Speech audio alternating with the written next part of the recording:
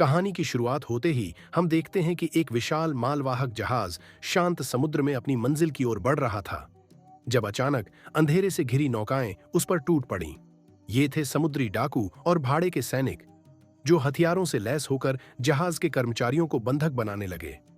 उनका उद्देश्य साफ था, लूटपाट और तबाही, लेकिन उन्हें अंदाजा भी नहीं था कि एक अजेय योद्धा उनकी ओर तेजी से बढ़ रहा है। अटलांटिस का राजा, महासागरों का संरक्षक, एक्वामैन, विशाल समुद्री घोड़े पर सवार, हाथ में नेपच्यून का जादुई त्रिशूल थामे, वह बिजली की गति से आया और जहाज पर उतरते ही दुश्मनों पर कहर बनकर टूट पड़ा। पानी की लहरें उसकी शक्ति के साथ गूंज उठीं। एक के बाद एक उसने डाकुओं को पछाड़ दिया और कुछ ही पलों में जहाज मुक्त हो गया। चालक दल सुरक्षित था और एक्वामैन की यह जीत उसके अनगिनत रोमांचक कारनामों में एक और अध्याय जोड़ चुकी थी। वापस अपने महल में आर्थर अपने बेटे आर्थर जूनियर को यह कहानी सुनाने के लिए उत्साहित था। उसने अपनी जिम्मेदारियों को बखूबी अपनाया था, एक राजा, एक पति और सबसे बढ़कर एक पिता के रूप में। एक सुबह जब वह अपने पिता थॉमस के साथ गैरेज में था, थॉमस ने हंसते हुए कहा, तुझे जूनियर को एक भाई देना चाहिए। आर्थर मुस्कुरा दिया, लेकिन ऑरम के साथ अपने कटु अनुभवों के कारण इस पर संदेह में था। तभी उसकी नजर जूनियर पर पड़ी, जो एक्वेरियम में मछलियों से बात कर रहा था। यह देखकर थॉमस का गर्व छलक उठा। आर्थर की जिंदगी इससे बेहतर नहीं हो सकती थी, लेकिन यह शांति अधिक समय तक टिकने वाली नहीं थी। दूसरी ओर आर्थर का सबसे बड़ा शत्रु डेविड कैन, जिसे दुनिया ब्लैक मंटा के नाम से जानती थी, अपनी हार के घावों को भरने के बजाय और भी खतरनाक बन चुका था। पिछली लड़ाई में उसके कवच को नष्ट कर दिया गया था, लेकिन उसका बदला लेने का जुनून पहले से कहीं अधिक प्रचंड था। उसने अंटार्कटिका में एक रहस्यमयी खोजी अभियान को वित्तीय सहायता दी, जिसका नेतृत्व डॉक्टर शिन कर रहे थे, एक वैज्ञानिक जो महासागरों के रहस्यों को उजागर करने के लिए किसी भी हद तक जा सकता था। उनकी टीम बर्फीले इलाकों में खुदाई कर रही थी, जब अचानक जमीन कांपने लगी। गहरी दरारें पड़ीं और उनकी गाड़ियां एक विशाल गुफा में गिर गईं। जैसे ही वे संभले, उनके सामने एक प्राचीन दीवार दिखाई दी, लेकिन इससे पहले कि वे कुछ समझ पाते, गुफा की गहराइयों से एक विशालकाय राक्षस जाग उठा। अपने लंबे बलशाली स्पर्शकों से उसने दीवार को तोड़ डाला और शिन के एक सहायक को अंधेरे में खींच लिया। कुछ घंटे बाद ब्लैक मंटा और उसकी टीम वहां पहुंची। डॉक्टर शिन अभी भी भयभीत था, लेकिन मंटा को सिर्फ उस गुफा के रहस्य में दिलचस्पी थी। उन्होंने जैसे ही आगे कदम बढ़ाया, उनके सामने एक गहरी झील प्रकट हुई। झील में गोता लगाने के बाद उन्होंने देखा कि पानी के नीचे एक प्राचीन सभ्यता द्वारा बनाई गई विशाल संरचनाएं थीं, और वहीं झील के तल पर पड़ा था एक टूटा हुआ त्रिशूल। जैसे ही डेविड ने उसे उठाया, एक रहस्यमयी आवाज उसके कानों में गूंज उठी, क्या तुम एक्वामैन और अटलांटिस को हमेशा के लिए खत्म करने की शक्ति चाहते हो? डेविड के लिए यह सौदा तय था। बिना एक पल गंवाए उसने त्रिशूल के दोनों टुकड़ों को जोड़ दिया। अचानक एक विस्फोटक ऊर्जा पूरे झील में फैल गई। जब वह पानी से बाहर निकला, उसके हाथों में एक नया, अकल्पनीय शक्ति से भरपूर त्रिशूल था। 5 महीने बाद अटलांटिस की परिषद ने आर्थर को एक आपातकालीन बैठक के लिए बुलाया। महासागरों में जलवायु परिवर्तन तेजी से बढ़ रहा था, और इसका कारण था सतह की दुनिया द्वारा फैलाया गया प्रदूषण। आर्थर ने एक क्रांतिकारी सुझाव दिया, अटलांटिस को सतह की दुनिया के सामने आकर अपनी उन्नत तकनीक साझा करनी चाहिए, ताकि इस पर्यावरणीय संकट को रोका जा सके। लेकिन परिषद में मतभेद थे। कुछ ने आर्थर का समर्थन किया, तो कुछ ने इसे बेहद खतरनाक विचार बताया। कुछ तो सतह की दुनिया पर युद्ध छेड़ने के पक्ष में भी थे। इसी बीच समुद्र की गहराइयों में एक नया संकट जन्म ले चुका था। ब्लैक मंटा, पहले से कहीं ज्यादा शक्तिशाली, पहले से कहीं ज्यादा खतरनाक। अब उसके हाथ में था वह त्रिशूल जो अटलांटिस को खत्म करने की शक्ति रखता था। अटलांटिस पर संकट गहराता जा रहा था। राजा आर्थर के पास अब कोई और विकल्प नहीं बचा था, क्योंकि दुश्मन अपनी योजना को अंजाम देने के बेहद करीब था। इस विनाशकारी स्थिति के पीछे एक ही नाम था, डेविड, यानी ब्लैक मंटा। उसने अपना शक्तिशाली कवच फिर से हासिल कर लिया था और त्रिशूल की जादुई ऊर्जा से एक नई खोज कर चुका था, ऑक्टोबॉट्स। ये विशालकाय ऑक्टोपस के आकार की मशीनें समुद्र की गहराइयों में खोजबीन करने और घातक हमले करने में सक्षम थीं। लेकिन इन मशीनों को चलाने के लिए एक दुर्लभ और खतरनाक ईंधन की आवश्यकता थी, कलकम। यह जहरीला पदार्थ उच्च ग्रीन हाउस गैस उत्सर्जन से बनता था, और अटलांटिस ने इसे सदियों से कड़ी सुरक्षा में छिपा कर रखा था। अब ब्लैक मंटा इस रहस्य के करीब था। वह अपनी पनडुब्बी और घातक ऑक्टोबॉट्स की मदद से अटलांटिस के सबसे बड़े कलकम भंडार पर हमला करने के लिए आगे बढ़ रहा था। ब्लैक मंटा और उसकी टीम ने ऑक्टोबॉट्स के टेंटाकल्स का इस्तेमाल करते हुए गोदाम में सेंध लगा दी और विशाल मात्रा में कलकम चुरा लिया। लेकिन जैसे ही वे भागने वाले थे, अटलांटिस का सुरक्षा अलार्म बज उठा। अटलांटिस के योद्धाओं ने लेजर तोपों से हमले शुरू कर दिए, लेकिन ब्लैक मंटा की पनडुब्बी की मजबूत शील्ड उन्हें कोई नुकसान नहीं पहुंचने दे रही थी। स्थिति बिगड़ती देख डॉक्टर शिन को मजबूर होकर एक नया घातक हथियार सोनिक बीम बनाना पड़ा। उसने इस बीम का इस्तेमाल अटलांटिस की सुरक्षा प्रणाली को निष्क्रिय करने के लिए किया, जिससे ब्लैक मंटा की सेना को शहर पर आक्रमण करने का मौका मिल गया। लेकिन जल्द ही एक्वामैन और अटलांटिस के योद्धा मिया और अटाना के नेतृत्व में जवाबी हमला करने पहुंच गए। इसी दौरान आर्थर की मां अटलान एक कलकम शिपमेंट तक पहुंची और अपनी ताकत का इस्तेमाल करके ऑक्टोबॉट्स को नष्ट करने लगी। लेकिन दुर्भाग्य से ब्लैक मंटा के सोनिक बीम का एक शक्तिशाली विस्फोट उसे अपनी चपेट में ले लेता है। इससे क्रोधित होकर आर्थर की पत्नी मिया मोर्चा संभालती है और ब्लैक मंटा के ऑक्टोपॉड का पीछा करती है। ब्लैक मंटा उसे रोकने के लिए एक विशाल जहाज नष्ट कर देता है, लेकिन मिया अपनी चालाकी से हमले को टाल देती है। इसके बाद वह अपने जादू का उपयोग करके एक शक्तिशाली बवंडर उत्पन्न करती है, जिससे ब्लैक मंटा की मशीन बेकाबू होकर दीवार से टकरा जाती है। मिया तुरंत मौके पर पहुंचकर उसे पकड़ने की कोशिश करती है, लेकिन तभी ब्लैक मंटा अपने मुखौटे से एक खतरनाक बीम छोड़ता है, जिससे मिया गंभीर रूप से घायल हो जाती है। ब्लैक मंटा अब अटलांटिस के विनाश के बेहद करीब था। वह त्रिशूल उठाकर मिया को खत्म करने ही वाला था कि अचानक एक्वामैन समय पर पहुंचता है और ब्लैक मंटा को रोक लेता है। गुस्से से भरे आर्थर और ब्लैक मंटा के बीच भीषण युद्ध छिड़ जाता है। ब्लैक मंटा पूरे जोश के साथ अपने पुराने दुश्मन से बदला लेने को तैयार था, लेकिन तभी डॉक्टर शिन उसे चेतावनी देता है कि अटलांटिस की पूरी सेना आ रही है। यह सुनकर ब्लैक मंटा पीछे हटने का फैसला करता है, लेकिन जाने से पहले वह त्रिशूल की शक्ति से एक जहाज गिरा देता है, जिसमें कई अटलांटिस के नागरिक फंसे होते हैं। एक्वामैन को अब कठिन फैसला लेना था, ब्लैक मंटा का पीछा करे या अपने लोगों को बचाए। वह अपने नागरिकों को बचाने के लिए जहाज के सामने कूद जाता है और उसे सुरक्षित रूप से जमीन पर उतारने में सफल हो जाता है। इसी दौरान ब्लैक मंटा अपनी पनडुब्बी में वापस लौटकर सोनिक रे का हमला करता है, जिससे एक्वामैन कुछ घंटों के लिए बेहोश हो जाता है। जब वह होश में आता है तो उसे एहसास होता है कि ब्लैक मंटा ने अटलांटिस को गंभीर नुकसान पहुंचाया है और सारा कलकम चुरा लिया है। अब अटलांटिस की परिषद राजा आर्थर को पद से हटाने पर विचार कर रही थी, क्योंकि वह अपने राज्य की रक्षा करने में विफल रहा था। लेकिन इस समय आर्थर अपनी गद्दी से ज्यादा अपनी पत्नी मिया की सेहत को लेकर चिंतित था, जो अस्पताल में जिंदगी और मौत के बीच जूझ रही थी। आर्थर अब अपनी मां अलाना और अपने दादा राजा नेरस के पास जाता है ताकि ब्लैक मंटा को रोकने का कोई उपाय खोज सके। समय तेजी से निकल रहा था और हर बीतते पल के साथ ब्लैक मंटा ओरिकेल्कम का इस्तेमाल कर रहा था, जिससे समुद्री पर्यावरण में जहरीली गैसें फैल रही थीं। इसके अलावा ब्लैक मंटा की बढ़ती ताकत आर्थर के लिए चिंता का विषय थी। उसे एहसास था कि अकेले वह इस खतरे से नहीं निपट सकता। इस चुनौती का सामना करने के लिए उसने अपने सौतेले भाई ओरम की मदद लेने का फैसला किया। लेकिन एक समस्या थी, ओरम मछुआरों के राज्य में कैद था। यदि आर्थर उसे खुलेआम बचाने की कोशिश करता, तो अटलांटिस की परिषद के साथ टकराव हो सकता था। इसलिए उसे ओरम को गुप्त रूप से छुड़ाना था, जो बेहद खतरनाक कार्य था। इस मिशन में उसके दादा राजा नेरस उसकी मदद करने के लिए तैयार हुए। उन्होंने आर्थर को एक विशेष सूट दिया, जो उसे अदृश्य बना सकता था। इससे वह बिना पकड़े गए जेल में घुस सकता था।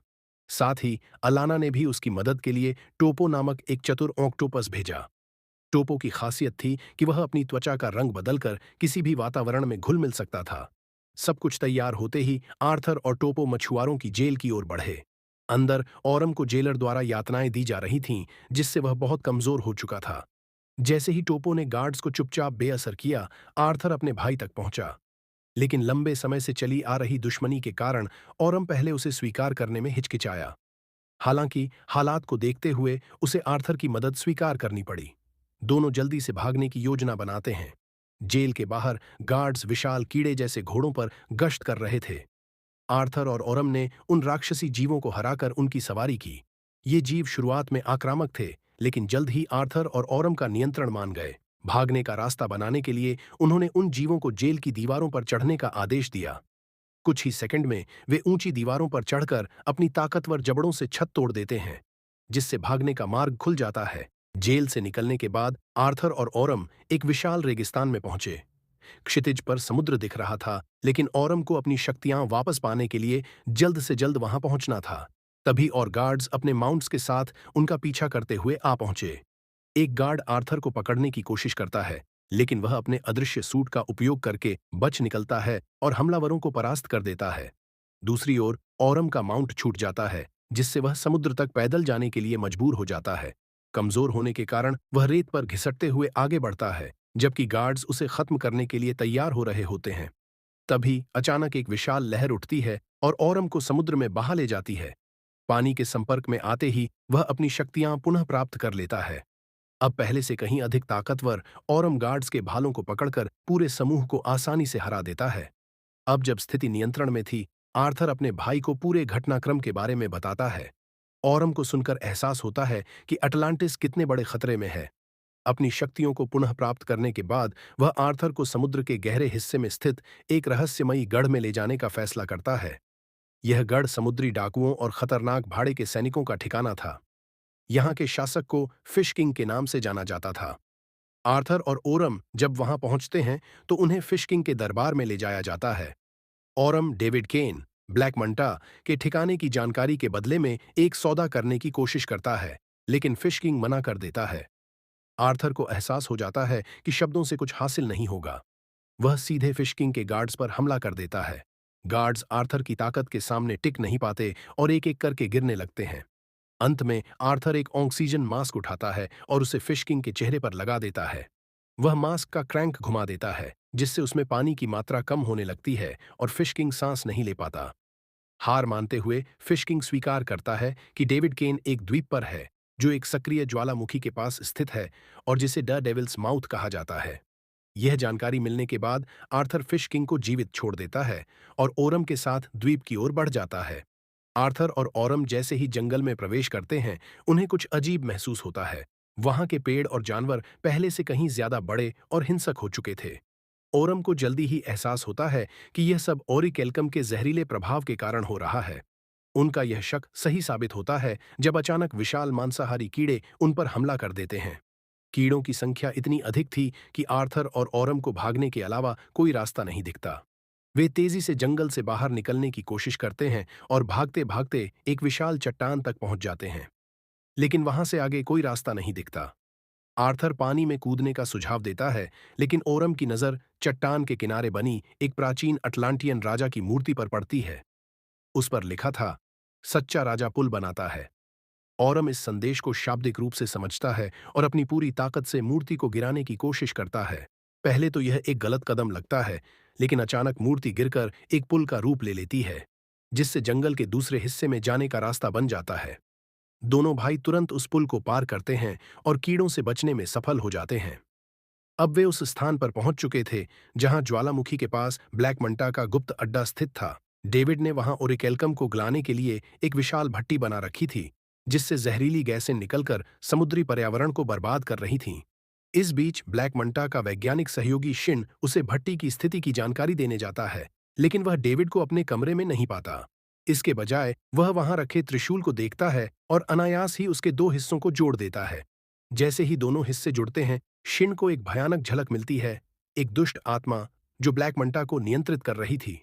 तभी डेविड अचानक वहां प्रकट होता है और अपने खंजर से शिन की गर्दन काटने की धमकी देता है।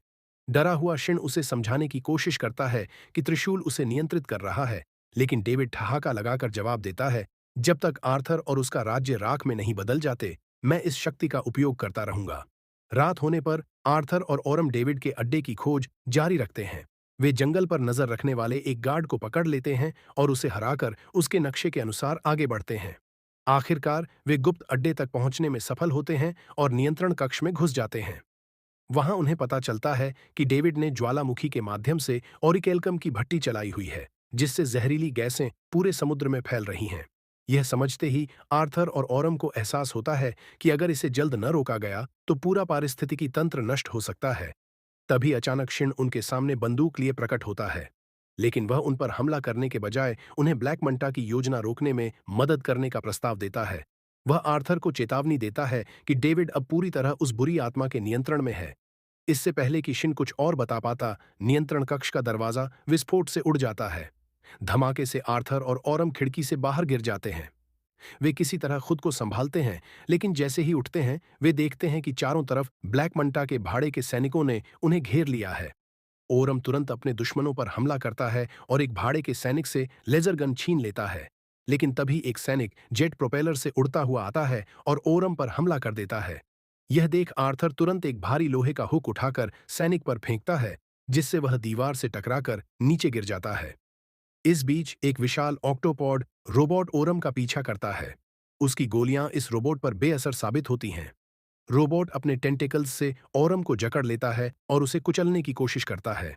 लेकिन तभी आर्थर अपनी ताकत लगाकर टेंटिकल्स को पकड़ लेता है और अपने भाई को बचा लेता है। हालांकि इससे आर्थर खुद एक आसान लक्ष्य बन जाता है और रोबोट उस पर क्रूर हमला कर देता है। अब ओरम को अपने भाई का कर्ज चुकाने का मौका मिल जाता है। वह पास पड़ी एक भारी लोहे की चेन से जुड़ा लंगर उठाकर सीधे ऑक्टोपॉड पर फेंकता है। लंगर रोबोट के टेंटेकल्स में फंस जाता है, जिससे वह जमीन पर गिर पड़ता है। युद्ध लगभग समाप्त ही होने वाला था कि तभी ब्लैक मंटा खुद मैदान में उतरता है। उसकी आंखें क्रोध से जल रही थीं और उसके हाथों में वही दुष्ट त्रिशूल था जिसने उसकी ताकत को कई गुना बढ़ा दिया था। वह दोनों भाइयों को सीधी चुनौती देता है। अब देखता हूं कि तुम दोनों मिलकर भी मुझे हरा सकते हो या नहीं। आर्थर और ओरम उसकी चुनौती स्वीकार करते हैं और फिर एक भयंकर युद्ध की शुरुआत होती है। ब्लैक मंटा ट्राइडेंट की शक्ति से खुद को अजेय मान रहा था।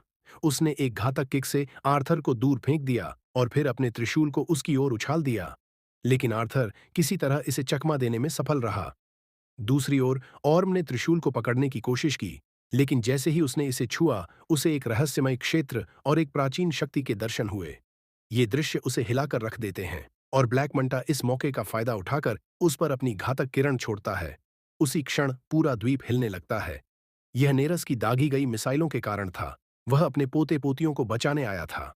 ब्लैक मंटा अपने आदमियों को आदेश देता है कि वे तुरंत क्षेत्र खाली कर दें। लेकिन तभी आर्थर फिर से मुकाबले के लिए तैयार होकर सामने आता है। दोनों के बीच भीषण युद्ध होता है, जिसमें ब्लैक मंटा अपने हथियारों की ताकत से आर्थर को समुद्र की गहराइयों में फेंक देता है। आर्थर उसकी पनडुब्बी को जाते हुए देखता है और उसे रोकने की कोशिश करता है, लेकिन फिर से सोनिक किरणों की चपेट में आकर चट्टानों के नीचे दब जाता है। इसी दौरान मेरा अपने जादू की शक्ति से उभरती है और आर्थर को बचाने के लिए आगे आती है। आर्थर, मेरा और बाकी अटलांटिस के योद्धा मिलकर तय करते हैं कि अब समय आ गया है कि ब्लैक मंटा के आतंक को समाप्त किया जाए। ऑर्म खुलासा करता है कि जब उसने त्रिशूल को छुआ तो उसने नेक्रेट के दर्शन किए, एक खोया हुआ राज्य जो कभी अटलांटिस का हिस्सा था। वर्षों पहले पूर्व राजा एटलन के भाई कॉर्डेक्स काले जादू और ट्राइडेंट की शक्ति से ग्रस्त हो गए थे। उन्होंने अपने त्रिशूल का उपयोग कर लोगों को राक्षसों में बदल दिया और अटलांटिस के खिलाफ युद्ध छेड़ दिया। हालांकि एटलन ने विजयी होकर कॉर्डेक्स को एक बर्फीले कारागार में बंद कर दिया, जो अब अंटार्कटिका में स्थित है। अब ब्लैक मंटा इस बर्फीली जेल को तोड़ने की योजना बना रहा था और उसे ऐसा करने के लिए एटलन के अंतिम वंशज के खून की जरूरत थी। भयावह सच्चाई यह थी कि आर्थर जूनियर ही वह अंतिम वंशज था। जैसे ही यह पता चलता है, ब्लैक मंटा आर्थर के घर पर हमला करता है। उसके पिता थॉमस को घायल कर देता है और जूनियर को अगवा कर लेता है। आर्थर जब तक वहां पहुंचता है, बहुत देर हो चुकी होती है। उसका सबसे बड़ा दुश्मन उसके बेटे को लेकर जा चुका था। अब आर्थर और मेरा के कंधों पर न केवल अपने बेटे को बचाने की, बल्कि पूरी दुनिया को विनाश से रोकने की जिम्मेदारी थी। वे अकेले इस लड़ाई में नहीं थे। राजा नेरस और राजा ब्रान भी उनके साथ थे। उनकी सेना अंटार्कटिका की ओर बढ़ती है, जहां ब्लैक मंटा और उसके लोग पहले ही पहुंच चुके थे। ब्लैक मंटा अपने आदमियों को बर्फ के पहाड़ों को मिसाइलों से उड़ाने का आदेश देता है, जिससे कॉर्डेक्स का बर्फीला कैदखाना खुल जाता है। जैसे ही वह और उसके ऑक्टोबॉट्स अंदर प्रवेश करते हैं, एक्वामैन अपनी शक्ति से समुद्र के जीवों को बुलाता है। व्हेल, शार्क और अन्य समुद्री जीवों की एक विशाल सेना ब्लैक मंटा की पनडुब्बी को घेर लेती है। वे चुंबकीय तरंगे उत्सर्जित करते हैं, जिससे पनडुब्बी खतरे में पड़ जाती है और अंदर एक जबरदस्त विस्फोट होता है। इस बीच डेविड और शिन अपने ऑक्टोबॉट्स के साथ आगे बढ़ते हैं और अंततः खोए हुए राज्य तक पहुंचते हैं। लेकिन वे वहां अकेले नहीं थे। कॉर्डेक्स की राक्षसी सेना, जो त्रिशूल के जादू से पुनर्जीवित हो चुकी थी, उनके सामने आ खड़ी होती है। इससे पहले कि आर्थर और उसके साथी ब्लैक मंटा का सामना कर पाते, उन्हें इन राक्षसों से जूझना पड़ता है। राजा ब्रान और उसकी सेना इन राक्षसों से मुकाबला करने में जुट जाते हैं, जबकि आर्थर मेरा और ऑर्म कॉडेक्स के सिंहासन कक्ष की ओर बढ़ते हैं। रास्ते में एक विशाल क्रैकन फिर से प्रकट होता है और अपने विशाल टेंटिकल से नेरस को जकड़ लेता है। नेरस मदद की गुहार लगाता है, लेकिन ऑर्म अपनी पुरानी कड़वाहट के कारण उसे बचाने से इनकार कर देता है। हालांकि कुछ ही क्षणों बाद वह अपना मन बदलता है और अपनी कुल्हाड़ी से क्रैकन के टेंटेकल को काट देता है, जिससे नेरस बच जाता है। इस घटना के बाद दोनों के बीच पुरानी दुश्मनी खत्म हो जाती है। अब अंतिम लड़ाई का समय आ चुका था। ब्लैक मंटा और कॉडेक्स के राक्षसी सेनाओं के खिलाफ आर्थर और उसके साथियों को एक भयानक युद्ध लड़ना था, न केवल अपने बेटे को बचाने के लिए, बल्कि पूरे ग्रह को अंधकार में जाने से रोकने के लिए। आगे क्या होगा? पार्ट 2 में देखने के लिए चैनल को सब्सक्राइब करें और आपके विचार कमेंट में बताएं।